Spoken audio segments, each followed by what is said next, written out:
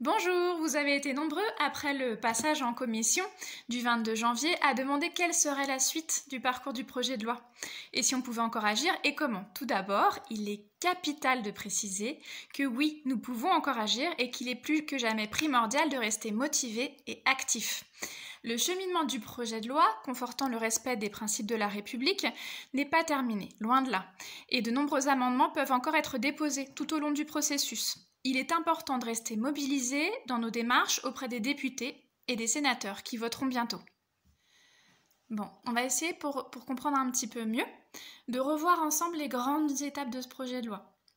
Alors, au début, le projet de loi il a été présenté par le gouvernement. Ensuite, il y a eu la constitution d'une commission spéciale de l'Assemblée nationale pour l'examen du projet. Ça a été fait, c'est passé. Ensuite, il y a eu les auditions par la commission de personnes ou de structures qui sont jugées pertinentes pour les débats. Après cela, il y a eu le dépôt d'amendements au projet pour examen en commission. C'est là que vous avez été très actifs auprès de vos députés. Vous les avez rencontrés, vous les avez motivés à déposer des amendements, informés, et on vous en remercie. Après, il y a eu les débats et les votes en commission des amendements déposés. C'est toujours en cours pour le projet de loi en général, mais c'est terminé pour l'article 21, comme vous avez pu le voir vendredi 23. Suite à ça, il va y avoir la présentation du projet de loi à l'Assemblée nationale, avec dans le texte les articles qui ont déjà été adoptés en commission. Donc, c'est hyper important de rester motivé et actif par rapport à l'Assemblée nationale, puisqu'il va y avoir un dépôt d'amendements pour l'examen en plénière de l'Assemblée nationale, un débat et des votes d'amendements en plénière à l'Assemblée nationale et le vote sur le projet de loi. Ça, c'est pour l'Assemblée nationale. Et ensuite, le projet de loi part au Sénat. Donc on continue avec le Sénat.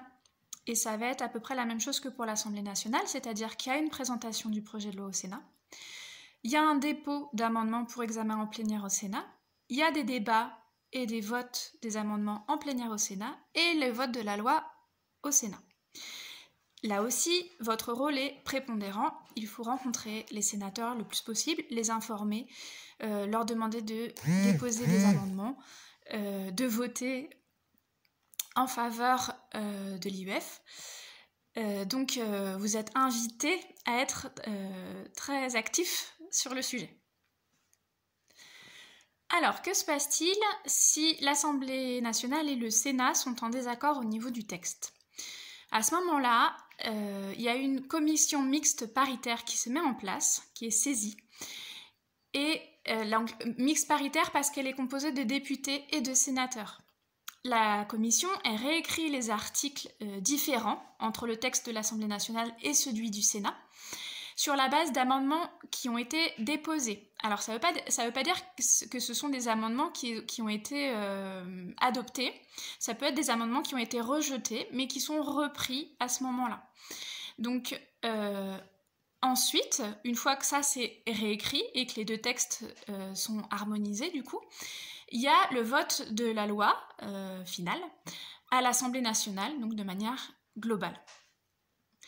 Donc vous comprenez bien avec tout ça qu'il est encore très très important d'être attentif, motivé, réactif par rapport à vos députés, à vos sénateurs, à l'opinion publique en général, et qu'on compte sur vous pour continuer et rien lâcher jusqu'au bout.